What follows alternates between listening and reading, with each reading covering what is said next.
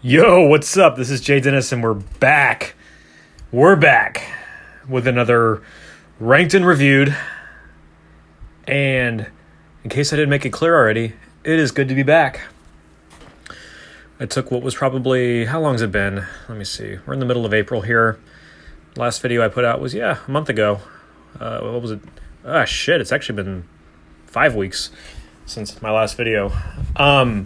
I took a little break from YouTube, not just making videos, but also watching it. But I got a handful of videos coming out, including this one, and the particular bands that I were doing were quite challenging. One of them being this video, which is legendary extreme metal pioneers of certain subgenres, way ahead of their time. Awesome guys of the band Meshuggah. This is a band that I've only recently gotten into, like in the last, year or two. I was aware of them growing up.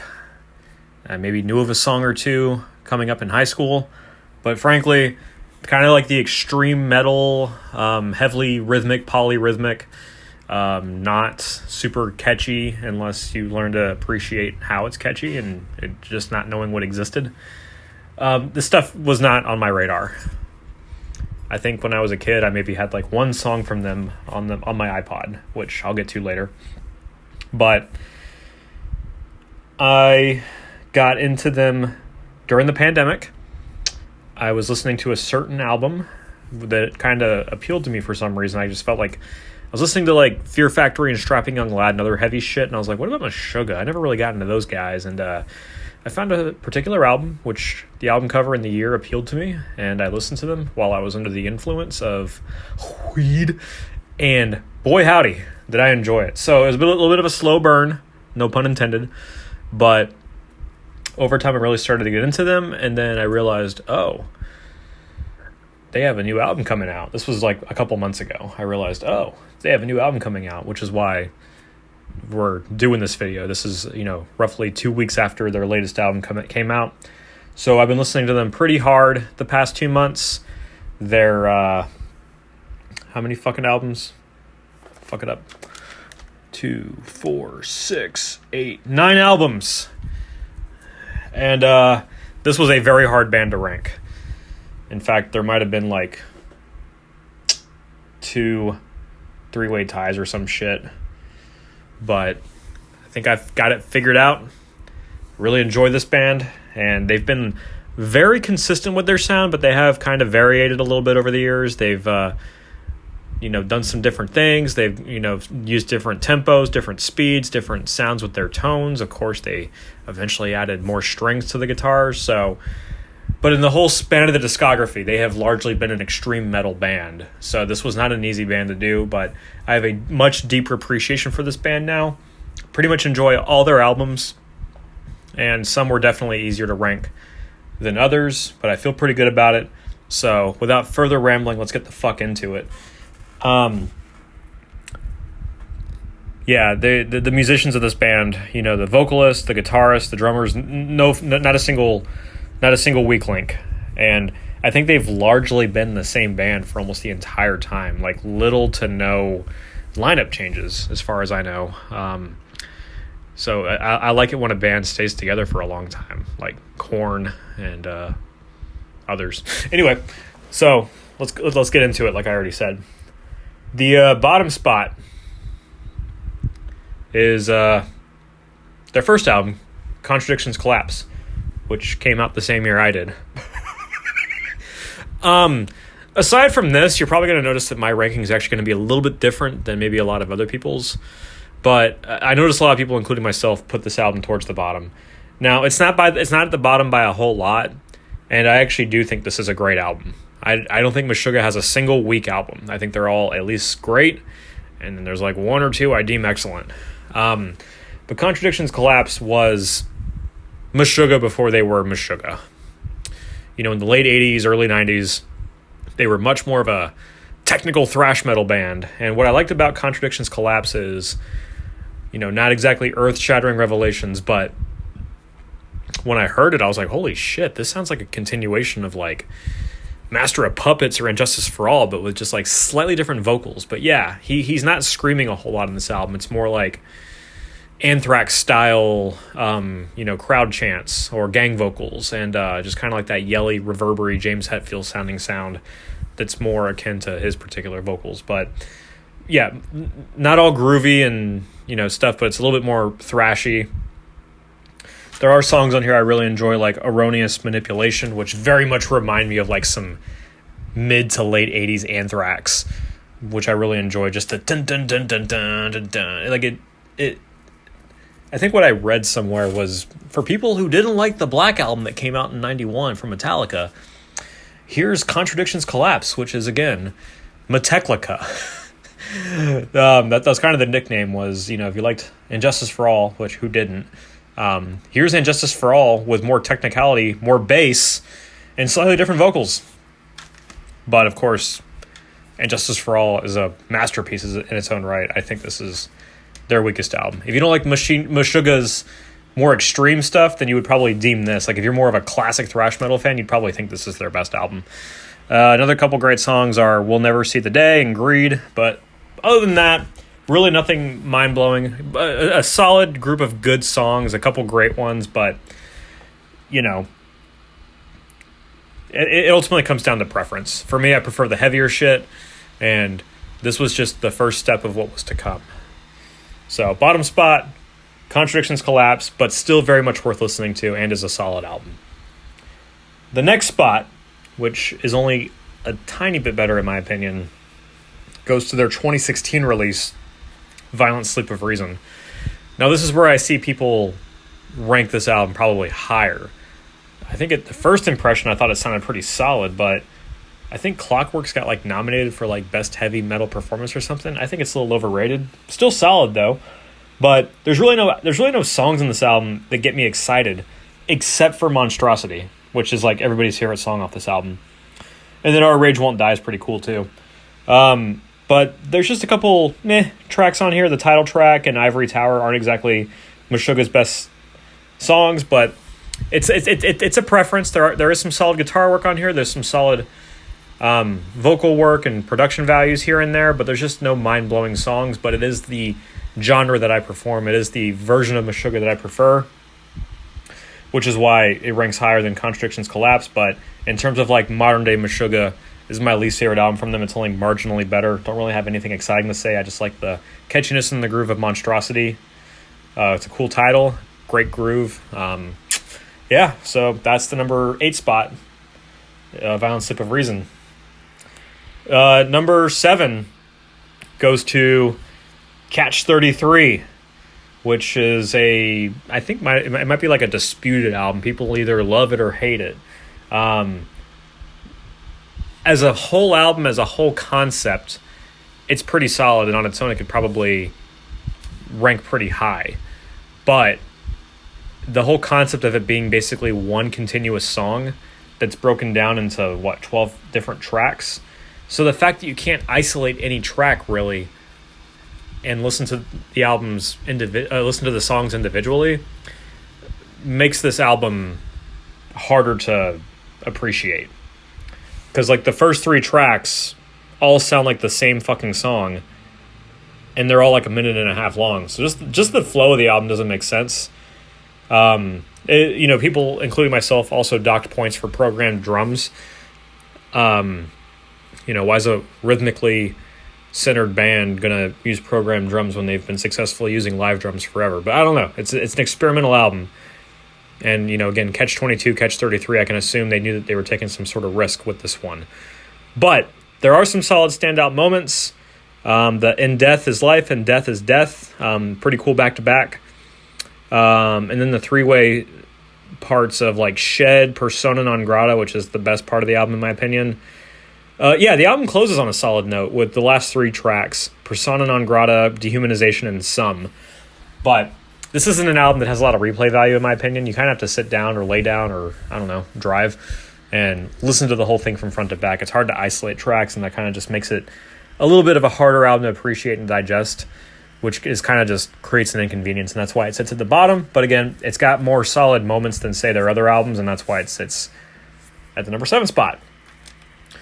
Next up, though, we have what is probably a 3-way tie, where these next 3 albums I like all kind of the same. with a little bit of variation, but I'm going to give the number 6 spot to their newest album, Immutable. And that's because after 6 years since Violent Sleep of Reason, which you can maybe give a grace period maybe to the pandemic, but a lot of artists put some of their best work out during the pandemic and not touring and stuff. So I don't know why Meshuggah had to be an exception, but Immutable is a solid album. After a couple of additional listens and just appreciating the fuck out of their music videos, I've gotten this far into it, but like for a band that's been around this long, they haven't put out a lot of music videos relative to the number of albums or songs, but the ones they do put out are fucking high value production. They're awesome. Like Broken Cog, initially I was just like, I don't like that Meshuggah starts off some of their albums with slower songs, but Broken Cog is a great first track, and the music video is insanely fun to watch. Abysmal Eye, the leading single, was always one of the best songs on the album. Light the Shortening Fuse is, pretty solid too. But it kind of takes a dip with Phantoms and Ligature Marks, not really their strongest tracks. It picks up the quality with God, He Sees and Mirrors. They Move Below is a great instrumental. Same thing with Black Cathedral, which is just like 2 minutes of tremolo picking. Kaleidoscope, I Am That Thirst are pretty solid tracks too. But kind of like Catch 33, this album closes on a high note. The Faultless is one of their best songs in my opinion.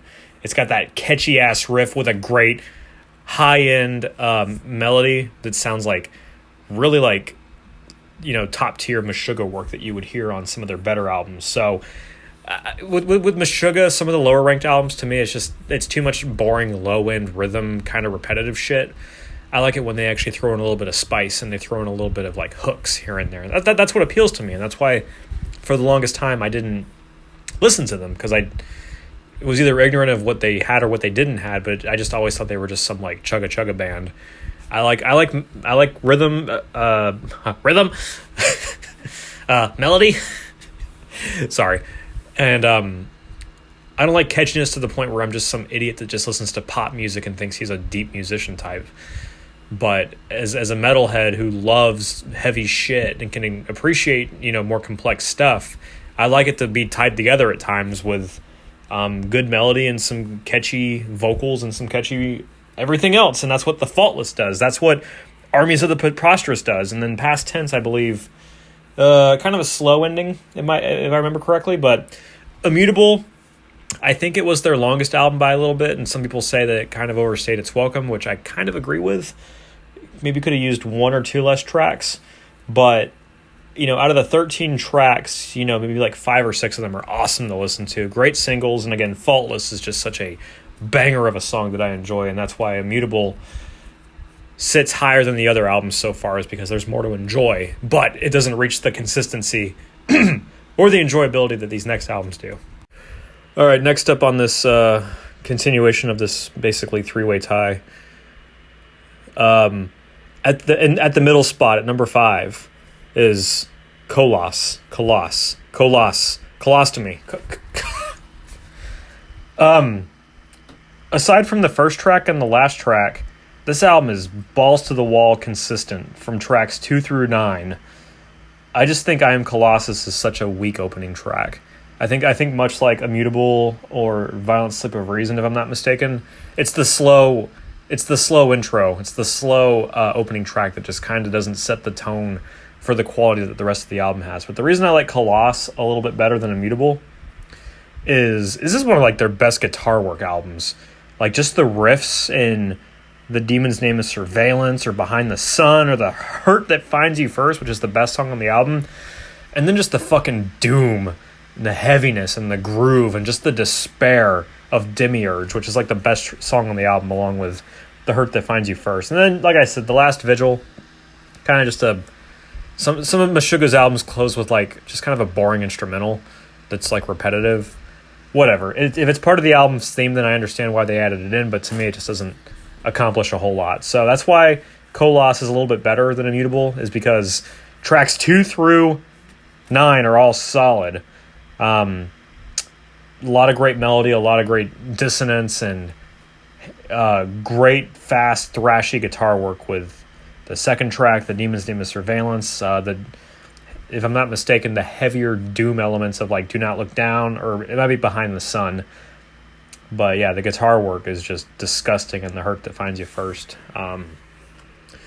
Swarm is pretty cool too. Don't have a whole lot to say about Marrow and Break the Bones Who Sinew, whatever. But Colossal, out of basically 10 rateable tracks, 6 of them are fucking bangers. The rest of them are either okay or just good enough. As a guitar player, it deeply appeals to me, and that's why I put it towards the top. And sorry if I keep going like, yeah. I don't know why I'm in this fucking mood where I keep doing that right now, and you are hearing about it. Next up, at the number 4 spot, you know what? I'm going to say Immutable and Colossal were a two-way tie. These next two are their own set of a two-way tie. So these next two are certainly better than the last two. Number 4 spot. Now we're getting to the really, really, really good shit. Number 4 goes to their sophomore success, Destroy, Erase, Improve, which I've seen other people rank higher. I've seen like Cover Killer Nation put at the very top. I fully understand why. We're just getting down to preference here and getting down to brass tacks. Destroy, Erase, Improve was definitely, it's been documented as an album that was very much ahead of its time. In the mid-90s, it was the framework for what Meshuggah would really become long-term. And god damn it, with every additional listen, you find more and more to appreciate with this album. It is so damn good. It is such an improvement. Even though Contradictions Collapse was a solid album, Destroy, Erase, Improve, which basically is what they did. They kind of destroyed maybe what they once were. I guess erased it and then improved upon it greatly. The bridge of Future Breed Machine is iconic. Soulburn's got a lot of great guitar work in it. Transfixion, that music video from like the mid-90s, I love just seeing that era. The instrumental Acrid Plasticity is also really fun to listen to. And Suffer and Truth actually has a teeny bit of nu metal like groove put into it. Or it might be like that post-alternative grunge that you hear in nu metal, the turn of the century sound sometimes that's heard in like Suffer and Truth. But like there's no weak tracks on this album.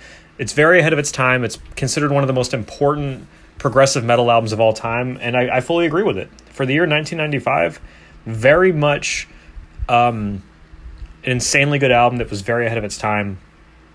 I think it came out a year after the Nun EP, which to me is also criminally underrated. I love that EP. So for them to put out an EP that was going to tease what was coming, great series of move from those guys back in the mid-90s. So Destroy, Erase, Improve, very, very incredible album. It took me a couple listens to really appreciate it, but I get it. I get why this is regarded so highly and why it definitely sits towards the top for me. But in terms of getting to being ahead of the time and really laying down the groundwork and becoming even more in the groove, more in the element, let's get to the number 3 spot, which is again roughly tied with Destroy, Erase, Improve. I'm going to call it marginally better. It's probably their most notorious album, and notorious for good reason.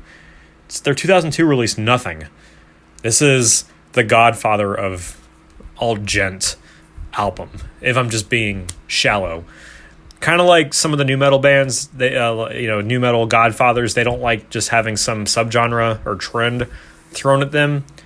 But Nothing is an album that was years ahead of its time.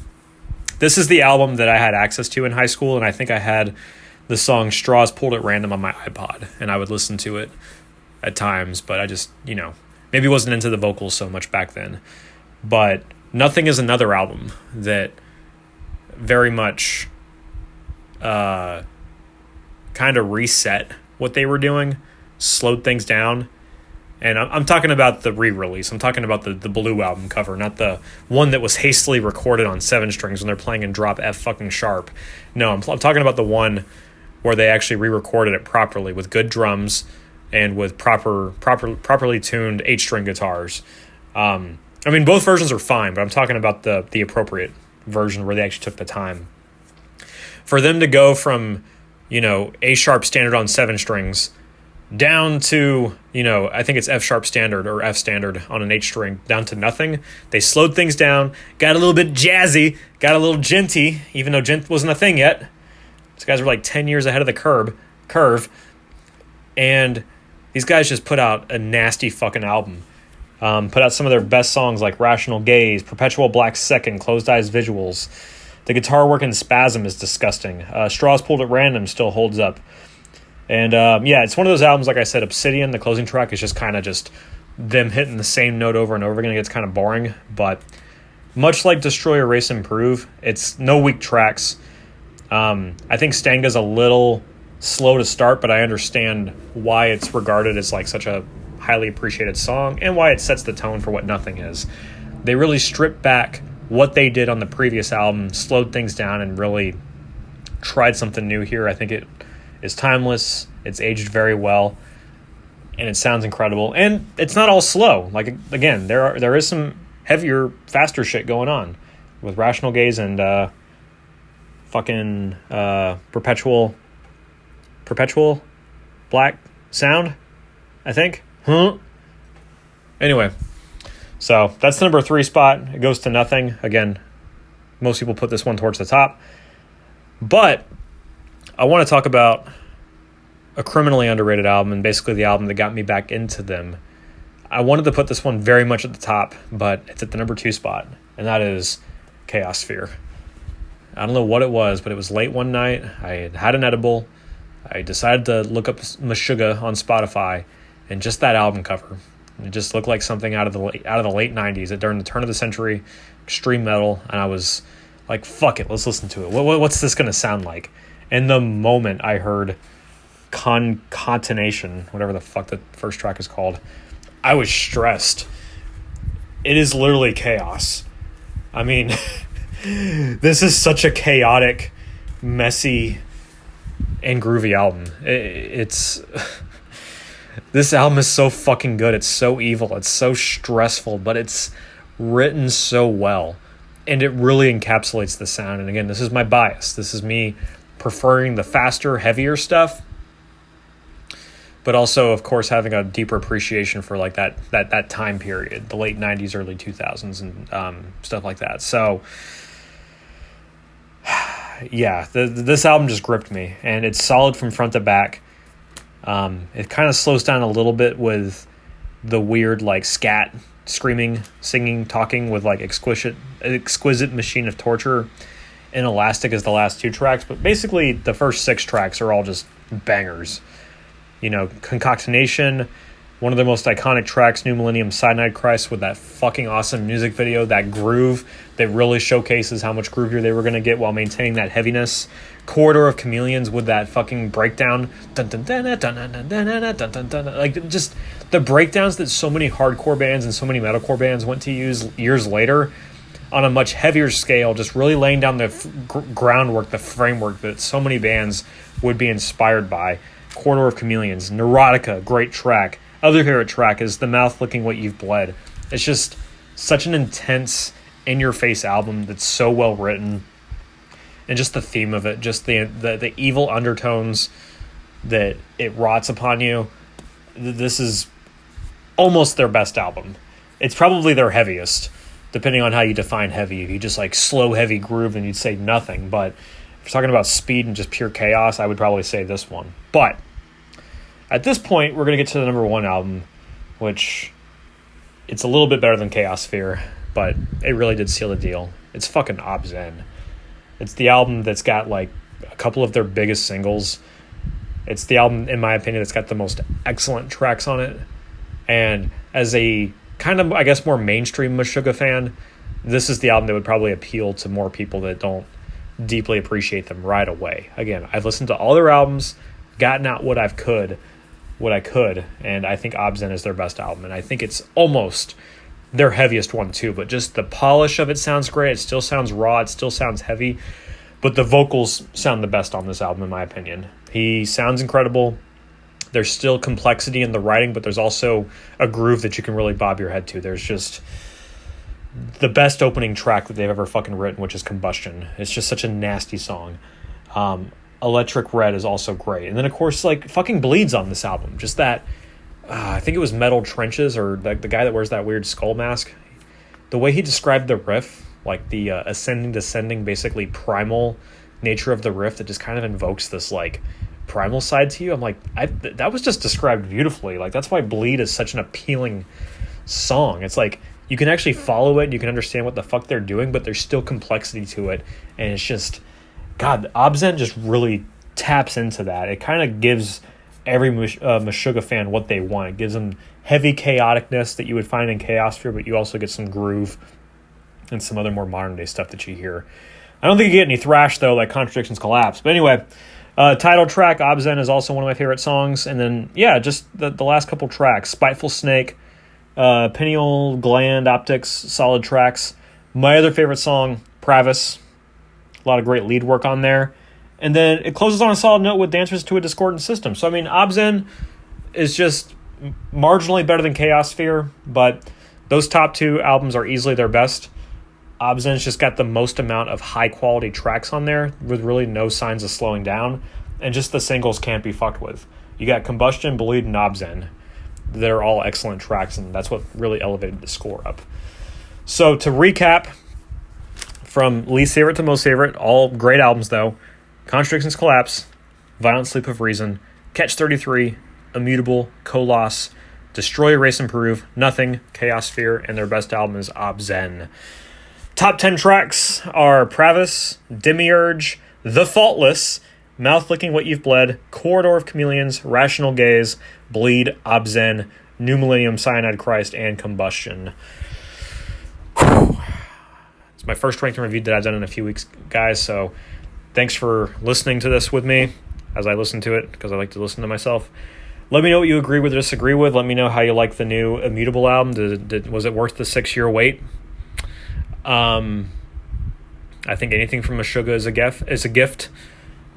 And again, I think all their albums are solid. What are your favorite tracks? How would you rank it differently? Do you have any stories about any particular songs or any time you've maybe seen them live? But anyway, let me know. Subscribe, like the shit, whatever the fuck you're supposed to do. And I'll catch you guys in the next one. Peace!